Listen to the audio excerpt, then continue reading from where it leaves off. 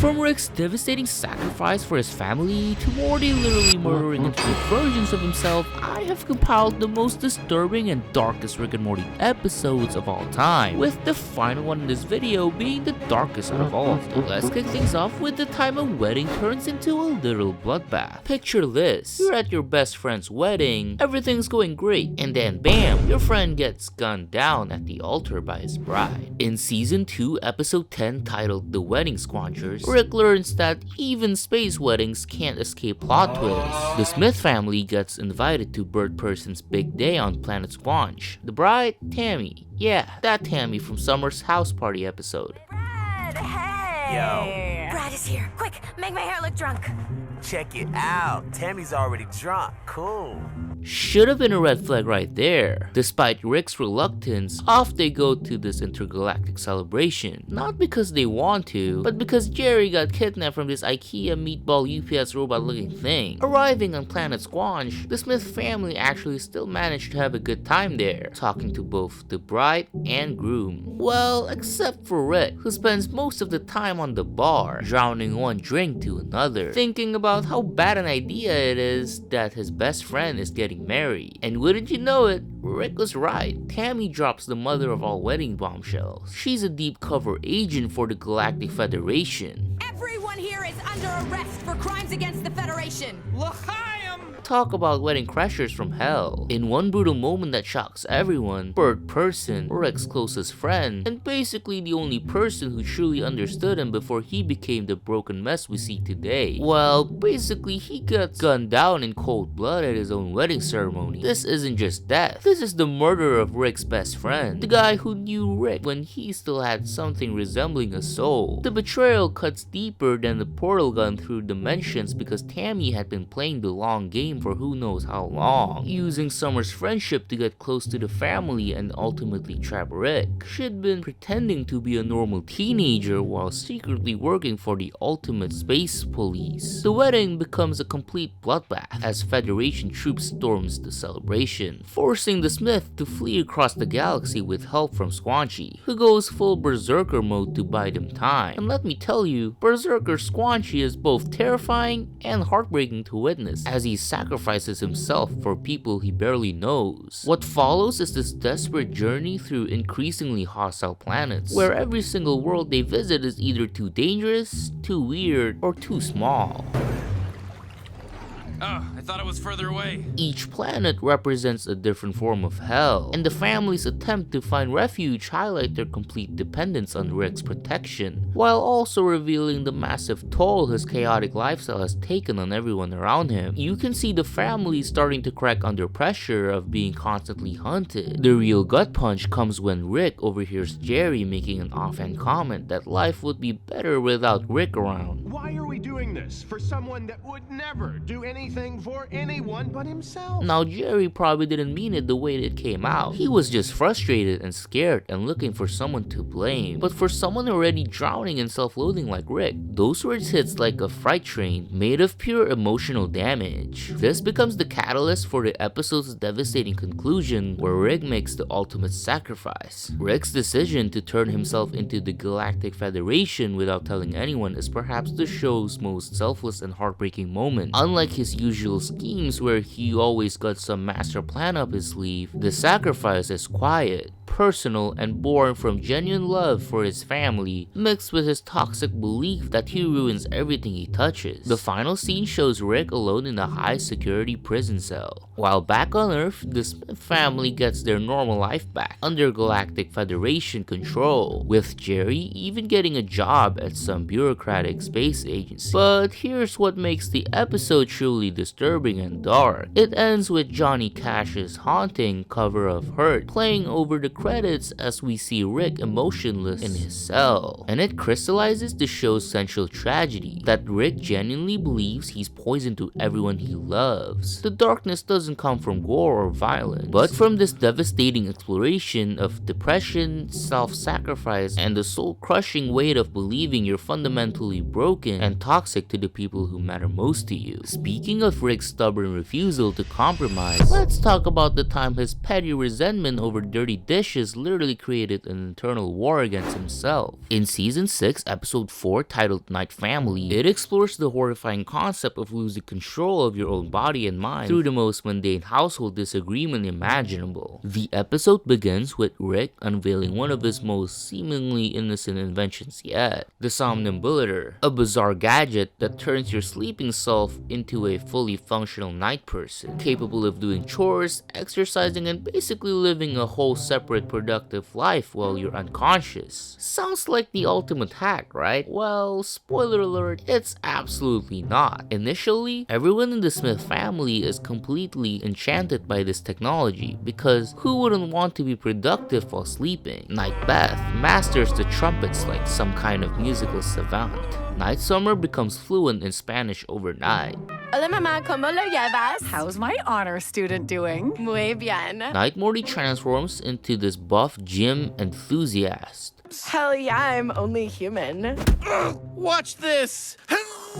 And Night Jerry starts the weirdly wholesome pen pal relationship with his daytime self. It's like having a roommate who's also you, but actually has their life together. And for a while, everything seems absolutely perfect. This family is more productive, more accomplished, more fulfilled than they have ever been. But what could possibly go wrong? Well, everything. Things take a dark turn when Night Jerry makes the most reasonable request imaginable. Night Jerry said Night Summer would appreciate it if everybody could rinse off their plates after eating. What? This is literally the most basic courtesy you could ask for. Like the bare minimum of human decency that any roommate would expect. But Rick, being Rick, absolutely refuses because he's allergic to anyone telling him what to do, even if that someone is technically himself. His pride won't let him acknowledge that maybe, just maybe, cleaning up after yourself is a reasonable expectation. The next morning, Rick discovers that the Night family has punished him by breaking every single dish in the house. And guess what Rick does? He went a million gazillion miles into outer space and custom ordered a ton of indestructible plates. All this just to avoid washing the dishes. And this is where the episode shifts from quirky sci-fi concept to genuinely disturbing psychological horror. Rick suddenly woke up in the middle of the night with the Night family all around him, threatening him to rinse the dishes. But of course, Rick's stubbornness and ego wouldn't accept being thrown around with orders, which led to this horrifying clip. I have always been here, Rick. Now that is something straight out of a horror movie. Turns out Night Summer is the leader during the night, not Rick, and she managed to lead the Night family in this full-scale uprising against their daytime counterparts. They started to take away every piece of furniture in the house, and most importantly, Rick's tech. The Day family tries to fight back in this chaotic midnight mission that involves Rick outfitting Day Summer with some kind of sleep prevention suit that contains liters of Mountain Dew and Dayquil cocktail to prevent her from sleeping. Ew. During the night that Day Summer went undercover as Night Summer, she discovered that the Night family are building a giant somnambulator. Therefore, Day Summer attempts to disable it. Well, she failed, and Night Summer successfully infiltrated during the daytime with tranquilizer robots and turned the table on the family. The Night family controls the day, and the Day family does the dishes and other inconvenient tasks at night. But that didn't last very long, because the Day family managed to escape with the help of Night Jerry, who's a good guy because he has been pen pals with Day Jerry. How cute. Ow! Hey! Ow! Why? The escape leads to a massive chase around the town, chased by robots, jumping from cars, and explosions that could make Michael Bay cry.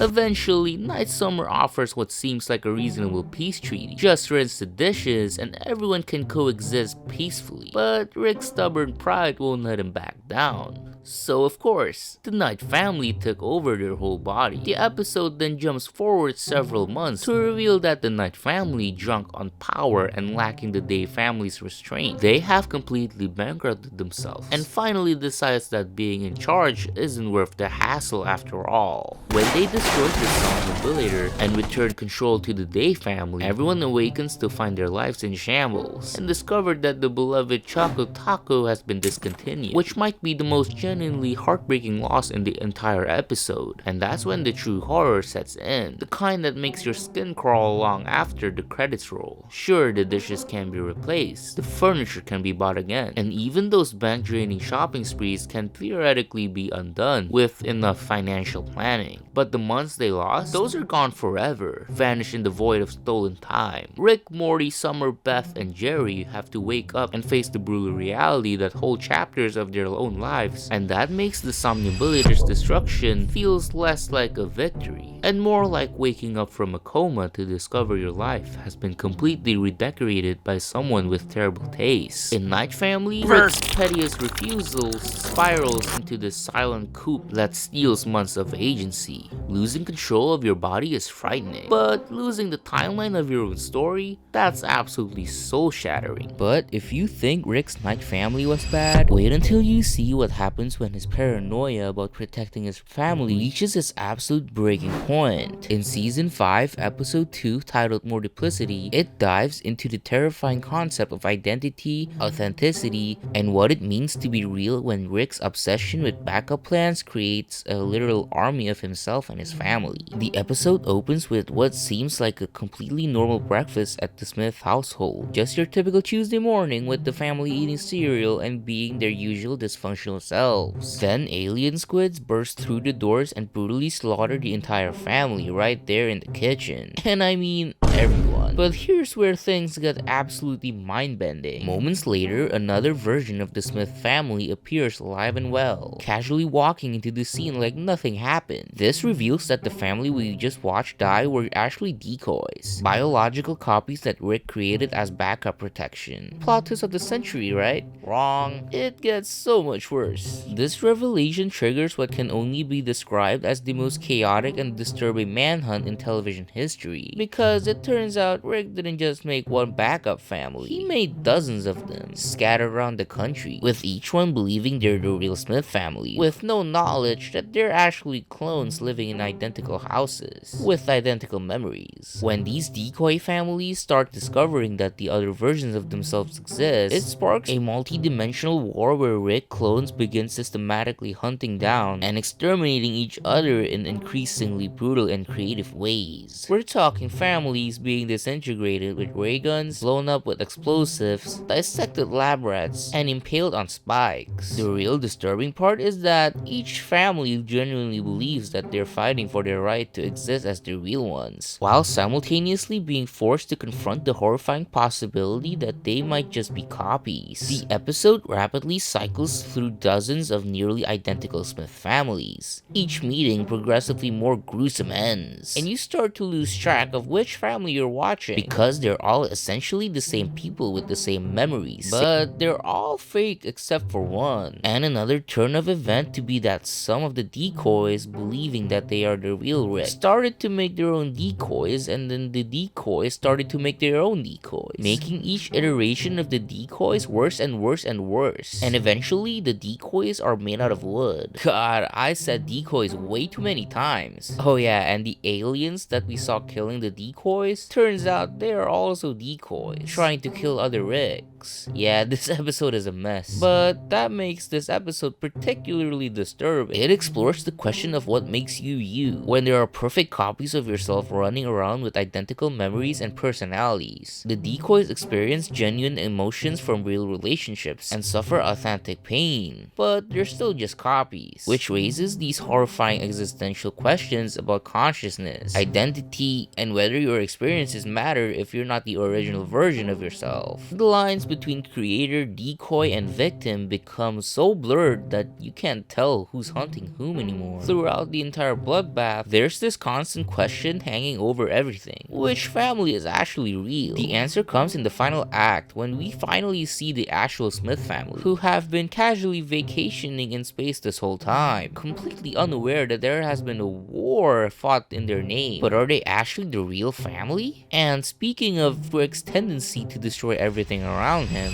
Let's dive into the time Rick's ex-girlfriend literally controlled an entire planet's population. In Season 2, Episode 3, titled Erotic Assimilation, it goes into the horrifying dynamics of codependency, control, and what happens when love becomes indistinguishable from psychological destruction on a planetary scale. The episode begins when Rick, Morty, and Summer respond to a distressed beacon from what appears to be a deserted starship, only to discover that the entire crew has been assimilated by a hive mind entity named Unity, who just happens to be Rick's ex-lover. Hello, Rick. Long time no see. Unity? Because of course, Rick will have a romantic history with a collective consciousness that absorbs entire civilizations. They follow Unity back to the planet's shell controls, where she has subsumed every single living being into one massive collective consciousness. Rick immediately rekindles this incredibly toxic relationship with Unity that involves indulging in access on the planetary scale. We're talking about orchestrating massive orgies using hundreds of bodies simultaneously, nuking cities for fun, and pumping unimaginable amounts of drugs into Unity's network population, because when you're dating someone who controls millions of bodies, apparently moderation goes completely out of the window. What makes this episode so disturbing is how it shows that Unity's so-called peace and harmony is actually built on complete control and wiping out everyone's personal identity. But Rick doesn't care because he's finally found someone who can match his level of wild. The relationship looks like the perfect paradise where Rick can do whatever he wants without any consequences. But underneath, you can see how this forced peace is actually a weak illusion that's slowly eating away at who Unity really is. The cracks start showing when Unity begins to fall apart under the pressure of getting emotionally involved with Rick, and of course doing drugs. The people start breaking into violent chaos as their individual minds start pushing through Unity's control. The second Unity's grip gets even a little loose, the freed people immediately blow up into fighting.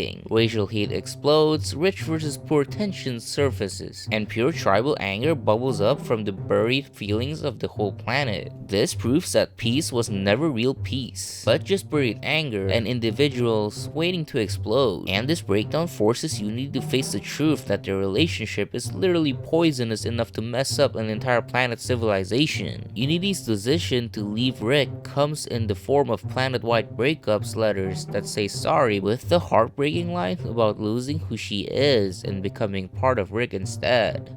But I know how it goes with us. I lose who I am and become part of you, because in a strange way, you're better at what I do without even trying.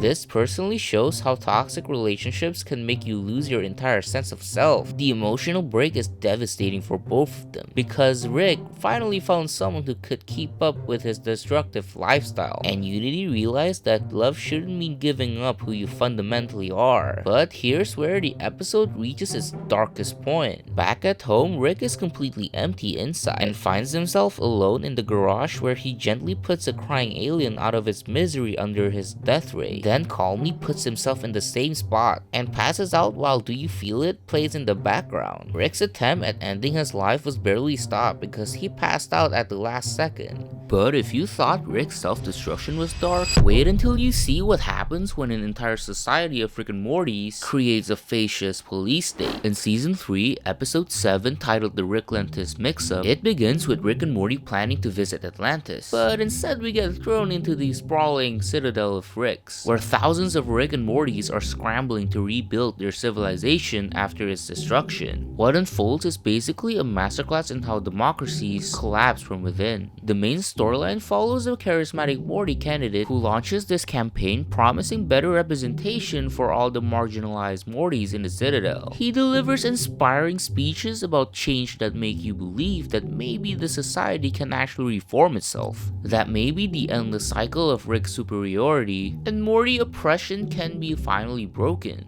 But then there's this devastating twist involving an assassination attempt at a campaign rally. What's revealed is that evil Morty has been posing as the idealistic candidate the entire time. The real campaign manager, Morty, gets fired and is then tipped by investigator Rick to expose evil Morty's true identity. What's this? It's secrets. What do you think it is? Look at how I'm dressed. He's right. When campaign manager Morty shoots the candidate at the rally, he's shooting Evil Morty. Despite being shot, Evil Morty survives and uses the sympathy from the assassination attempt to sweep into power. His victory quickly reveals itself as a complete facade when he immediately begins ruthlessly executing Ricks. Meanwhile, the episode weaves together different stories that show how the entire system is rotten from top to bottom, including a newly minted cop Rick, who gets paired with this veteran cop Morty. The veteran cop is corrupt and brutal, showing how institutional power can corrupt even those who are supposed to be the victims of oppression. Their storyline mirrors police corruption and brutality, with the rookie cop ultimately having to make difficult moral choices. The factory storyline shows how the Citadel commodifies suffering, with simple Rick being used for his happy memories to flavor wafer cookies, while exploited worker Rick's labor under impossible conditions. When one worker finally snaps and commits murder, the president of the company grants him a big promotion to fill Rick's mind with a taste of freedom, just to be extracted for a new wafer taste. The real horror comes when Evil Morty consolidates his power through surgical silent executions where Rick gets sucked out of airlocks, transforming the Citadel from a democracy into a totalitarian machine. The episode ends with our original Rick and Morty returning from their Atlantis adventures completely unaware and uncaring about the fascist coup that just happened in their alternate dimensions, which drives home the point that most people remain oblivious to systematic collapse until it's too late to stop it. And if you think political fascism is dark, let's talk about the time Beth discovered she was a childhood psychopath. In season 3, episode 9, titled The ABCs of Beth, Beth is haunted by news that convicted child murderer Joseph Eli Nip Nip is about to be executed for killing and eating his son Tommy, and she starts having these disturbing flashbacks to her childhood friend named Tommy. This prompts Rick to make a shocking revelation that Fruipyland, that magical realm from Beth's childhood, wasn't imaginary at all, but an elaborate simulation he built to entertain and contain young Beth's increasingly disturbing behavior. When Beth and Rick venture back into Fruipyland, they discover this colorful but twisted landscape where they're soon captured by the grotesque creatures.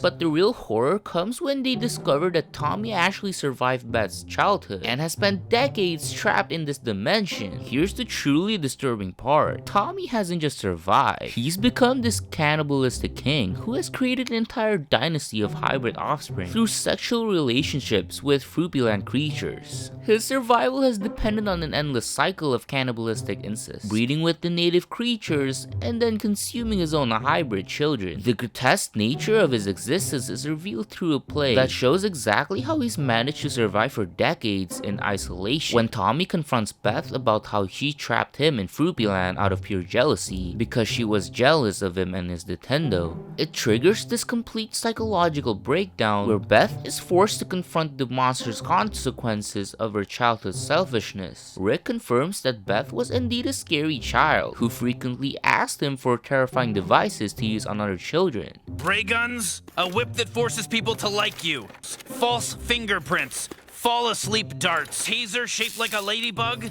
a pink sentient switchblade. Hi Beth, you've gotten taller. Shall we resume stabbing? But instead of taking responsibility or trying to make amends, Beth's solution is characteristically violent. She ends up killing Tommy and his entire family of hybrid offspring, solving the problem through murder, rather than accountability or genuine remorse. What makes this episode particularly disturbing is how it reveals that Beth's childhood cruelty wasn't just typical kid behavior. It was genuinely psychopathic. She deliberately trapped an innocent child in an alternate dimension out of jealousy, condemning him to decades of isolation and forcing him into a horrific existence of cannibalistic survival. The episode shows that the violent, selfish tendencies that define adult Beth were already fully formed when she was a child. The ending where Rick and Beth create a clone of Tommy from his severed finger to save his father from execution doesn't represent growth or redemption. It's just another technological fix that allows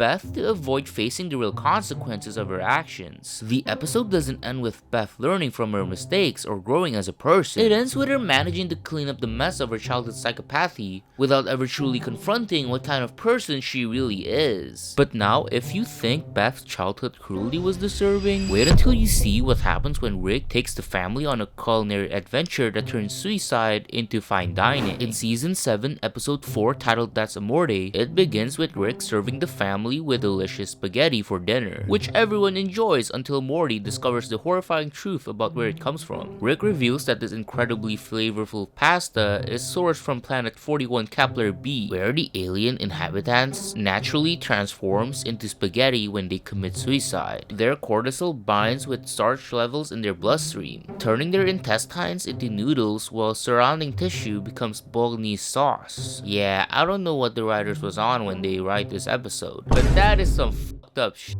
Rick treats this whole discovery like some kind of foodie revelation, explaining how the unique biological process creates an incredibly rich flavor that regular pasta simply can't match. Meanwhile, Morty is absolutely horrified as he realizes that every single bite he's enjoying is literally someone's final moments processed into a meal. Their death transformed into their dinner. The situation spirals completely out of control when Morty's attempt to interfere with their system leads to chaos and conflict on the planet. The whole planet was turned into a spaghetti factory, if you know what I mean. See that? They call that bridge the most scenic jump. There used to be safety rails. They melted them down for giant spaghetti strainers. Rick ultimately decides to end the whole spaghetti trade by broadcasting the life story of Fred Bunks, one of the planet's terminally ill residents, showing his entire existence as he commits suicide on live television. This graphic display of a real person's life and death is so disturbing that it makes everyone vomit at the horror of what they've been consuming, effectively killing the market for suicide spaghetti. The darkest part is how the episode shows that once you strip away the supposed ethical guidelines and cultural justifications, this is just a society that has figured out how to profit from people's desperation. The fact that Earth has been importing this stuff shows how easy it is for consumers to remain willfully ignorant about the horrific origins of their consumption as long as it tastes good. The episode ends back at the Smith dinner table, where Rick serves them Salisbury steak, casually warning that its origins are also horrifying. But the family chooses to laugh it off and remain ignorant rather than face another disturbing truth about their food. And speaking of having your innocent worldview completely destroyed, let's talk about the episode that literally killed Morty's original universe. In season 1, episode 6, titled Rick Potion number 9, it starts as a simple love potion story, but becomes a devastating exploration of how small selfish desires can spiral into apocalyptic consequences that forces you to confront the horrifying replaceability of your own existence. The episode begins when Morty begs Rick for a love potion to win over Jessica at the school dance, and Rick creates this serum spliced with Vol DNA that initially works perfectly, but with just one catch. It's foolproof.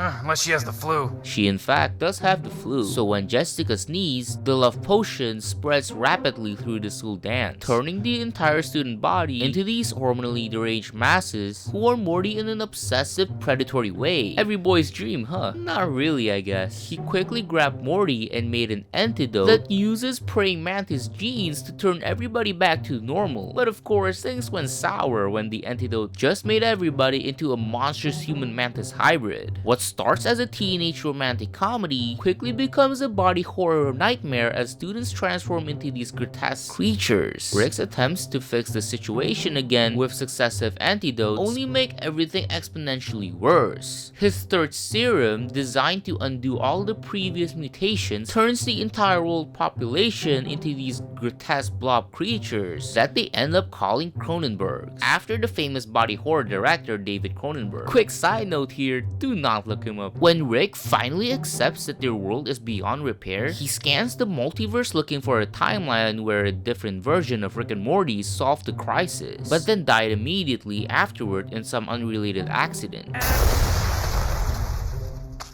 They portal into this alternate reality where they find their own fresh corpses and bury them in the backyard. Rick casually handling the situation while Morty stares in horror at his own dead face. Then they take their places at the house, pretending to be the Rick and Morty who belongs in this dimension. The image of Morty having buried his own dead body in the backyard crystallizes the episode's existential horror because he has to live every single day knowing that his original universe is gone, and he's essentially an imposter in this new reality. What makes this episode so psychologically devastating is how it forces Morty to confront the fact that his universe, his family, his entire life up to that point was completely disposable, and that Rick has been treating him as just another interchangeable component in his adventures. But if you think replacing yourself with an alternate version is dark, wait until you see what happens when Rick teaches Morty that his choices have consequences. In season 4, episode 8, titled the Vat of Acid episode, it starts with a botched crystal exchange with alien criminals where Rick's contingency plan involves a fake vat of acid that looks completely ridiculous and impractical. When Morty ridicules this seemingly stupid backup plan, it pricks Rick's ego enough that he decides to teach Morty a lesson about respecting his ideas by creating a handheld device that supposedly lets Morty save his life like a video game checkpoint and reset whenever things go wrong. Drunk on the power of consequence-free living, Morty starts doing things that were previously unimaginable. He managed to get Jessica crazy about him. He snooped into the girls' locker room, and he uses it to try multiple flavors of ice cream before buying it. Wait, you know you can't do that already without the checkpoint thing, right? But then he meets this girl in front of the coffee shop, and they develop this beautiful wordless romance that unfolds through montages of shared moments. When their plane crashes and they're stranded together, their relationship deepens as they survive in the wilderness for months. They build shelters, find food, basically Society of the Snow type of survival. This has been the longest time in a while for Morty to hit the reset button. The memories become more real and important than anything else in his life. Pressing the reset button now would mean erasing the entire relationship, so Morty chooses to live with the consequences of the crash, treasuring every moment even as they struggle to survive together. When Jerry accidentally activates the device, it erases the entire timeline of events and sends Morty into frantic, increasingly desperate attempts to recreate the romance. But of course, when you go that deep in the relationship, you couldn't just expect to be normal as someone who never met each other before. And with that, Morty realizes he's lost something irreplaceable. Finally, Morty breaks down and begs Rick to undo the damage, which is when Rick reveals the sadistic twist that makes this episode absolutely horrifying. The device never actually rewound time at all. Instead, it transported Morty into alternate dimensions and effectively murdered the native version of himself. To demonstrate his point, Rick merges all the time branches, forcing Morty to experience the accumulated memories and death experience of all the different versions of himself that he killed through his casual use of the device. Then, Rick brings him face to face with people demanding justice for all the crimes that various Mortys committed across different realities. The psychological torture of experiencing the death of dozens of alternate versions of yourself while being held responsible for crimes committed across realities is absolutely devastating. Rick's escape plan is his original gimmick from the beginning of this episode, the fake Vat of Acid, which means that a completely traumatized Morty has to climb into this disgusting liquid while Rick gloats about teaching him to respect his ideas. This episode isn't just about consequences, it's about psychological collapse. Rick doesn't teach Morty a lesson, he crushes him under the weight of infinite guilt, all to prove a point. And finally, we have the most psychologically disturbing Rick and Morty episode ever created. In the season 7 finale titled Fear No More, this isn't just dark. This is an episode that will genuinely mess with your head and leave you questioning reality itself. The episode begins innocently enough with Rick and Morty strolling through an alien carnival of nightmares. That's when this mysterious stranger in a sharp suit approaches them with a solution. A bizarre attraction hidden in, and I kid you not, a Denny's bathroom called the Fear Hole. Yeah, because nothing says confront your deepest terrors quite like Denny's restroom at 3 AM. Trust me, I've been there. This isn't just an ordinary hole though, it's this supernatural pit that materializes whatever you fear most, reading your subconscious like a creepy mind-reading carnival fortune teller and manifesting your deepest anxieties in horrifyingly physical form. Morty, being the impulsive disaster we all know and love, immediately jumps in without thinking. Inside this nightmare void, Morty gets chased by horrifying creatures in abstract, body horror style dismembering scenarios. Rick dives in to rescue him, because despite everything, he's not gonna let his grandson get consumed by fear monsters, and together they fight their way to the surface through waves of personalized terror. They emerge seemingly victorious and fear-free. But here's where things get absolutely twisted. Back home, a younger version of Rick crashes through their ceiling holding a still alive Diane, only to explode into dust before anyone can process what's happening. This jarring impossibility hits them quick, making them realize the horrible truth. They never actually escape the fear hole at all. What happens next is pure psychological torture. Rick is trapped in his own personal hell that's disguised as a paradise, trying to win back Diane by taking her own various dates and romantic scenarios. When Morty realizes that by staying inside the fear hole, they're gonna die, he desperately tries to break out of it by conquering his fears. We see him eating a spider, deliberately trying to embarrass himself in front of people, even showing up naked on the front stage of a theater. All these extreme attempts to trigger and overcome his deepest anxieties. And it worked. The fear projections faded out, and they managed to escape the hole. But they're not really out of the grass yet. After what feels like dozens of false escapes, each one more convincing than the last, the fear hole finally reveals Morty's ultimate terror, and it's not monsters or death or abandonment or even losing his family. It's something so fundamentally devastating that it makes every other fear looks like child's play. The crushing certainty that Rick will never admit he needs him. Think about that for a second. After everything they've been through, every adventure, every near-death experience, every moment they've saved each other's lives, Morty's deepest fear isn't that Rick will leave him. It's that Rick will never acknowledge that their relationship matters. This revelation is so devastating that it finally shatters the simulation like glass. Morty awakens back in that dingy Danny's bathroom stall, probably smelling like industrial cleaner and broken dreams, only to discover that Rick never actually jumped in at all. He's been standing there the whole time, probably checking his phone or something equally Rick-like. When Morty desperately asks if he's irreplaceable,